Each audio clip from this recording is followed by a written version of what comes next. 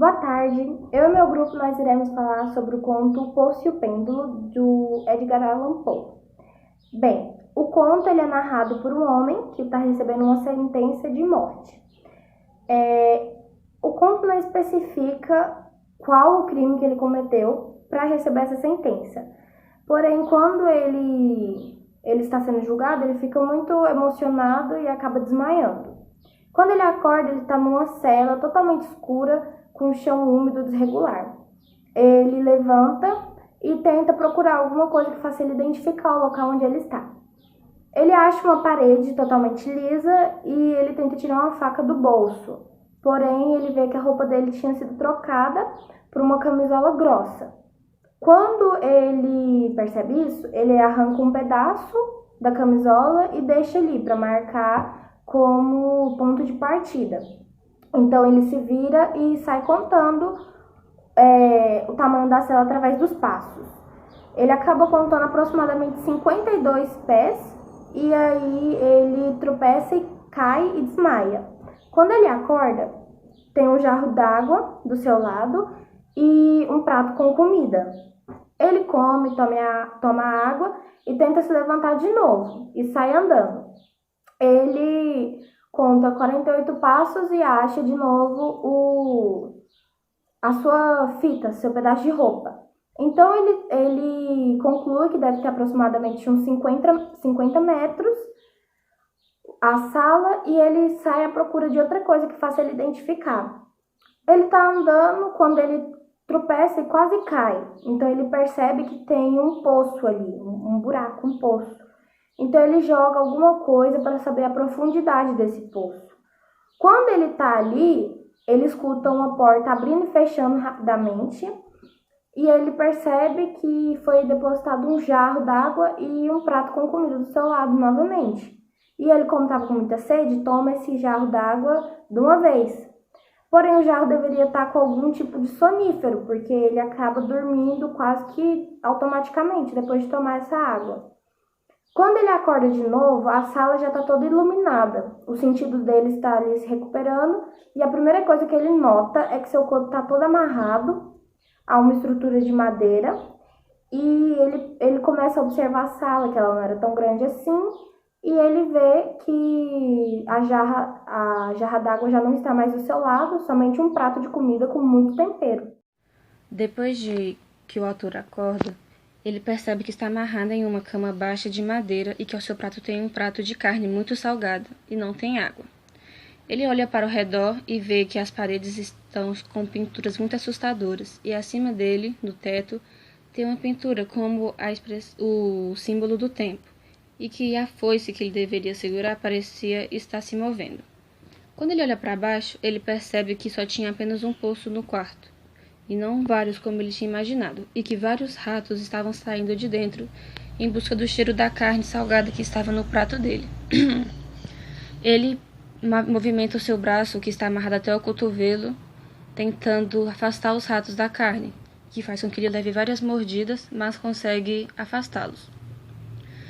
Depois de mais ou menos meia hora ou uma hora tentando se livrar dos ratos, ele olha para cima novamente e percebe que o que ele achava que era a foice, na verdade, é um tipo de pêndulo como esses do relógio, mas em forma de meia-lua e que ele está se movimentando em movimentos repetitivos e chegando cada vez mais próximo dele. E ele percebe que aquilo provavelmente iria cortar o seu peito e era essa a forma que ele iria morrer. Ele fica desesperado e tem várias alternâncias de humor durante a história. Depois de alguns dias, ele percebe que depois, com mais 10 ou 12 oscilações, o pêndulo chegaria ao peito dele. E ele ficou desesperado, pois ele não queria morrer. Então, ele percebe que os ratos, mesmo depois de tanto tempo, continuam apenas esperando que ele pare de se mover para se alimentar da carne.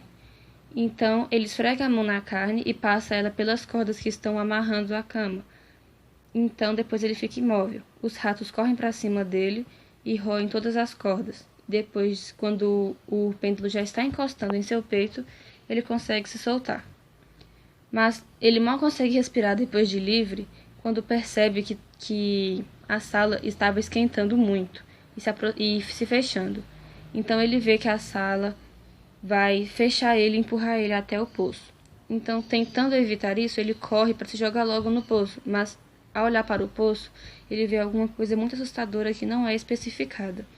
Então ele fica assustado e grita que qualquer morte ele aceitaria, menos a do poço. Mas ele não tinha mais escolha, porque a sala estava ficando cada vez mais abafada e apertada, e as paredes estavam esquentando muito, e empurrando ele cada vez mais para perto do poço. Ele gritou desesperado. Então, de repente, ele escutou um barulho como de uma explosão.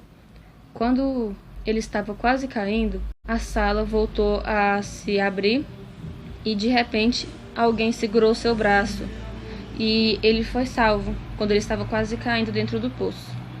Então, ele percebeu que a Inquisição tinha sido pega pelos seus inimigos e ele tinha sido salvo. Sobre os personagens da história. Nessa história, o narrador ele conta em primeira pessoa, ele conta de fato a história, o que aconteceu com ele. Nessa história temos o protagonista principal, que é de fato o narrador. Nele, ele não fala especificamente qual é o seu nome, ele só conta de fato o que aconteceu com ele, qual foi o período que ele passou na prisão. Nessa história também temos juízes, também temos os torturadores, os que torturaram o rapaz, o principal. E também lá no final da história aparece o general Lazille. Esse general ele acaba salvando ele ao ponto dele não cair no poço. Ele aparece só no final e acaba salvando a vida dele. Bom, agora eu vou falar um pouco sobre uma das partes que mais me chamou a atenção no conto. A parte que mais me chamou a atenção no conto foi que, em meio a todo sofrimento, em meio a toda aquela tortura que o prisioneiro estava sofrendo, ele não se deixou abater, em nenhum momento ele desistiu. Ele poderia muito bem ter pulado naquele poço, ter se suicidado, ele poderia ter muito bem deixado aquele pêndulo acertar seu peito. Mas mesmo assim ele não desistiu. Os ratos, ele lutou contra os ratos, e eu creio que é um meio muito nojento, mas mesmo assim ele não desistiu. E até que então, no final do conto, ele consegue sair, a cela se abre e ele consegue sobreviver.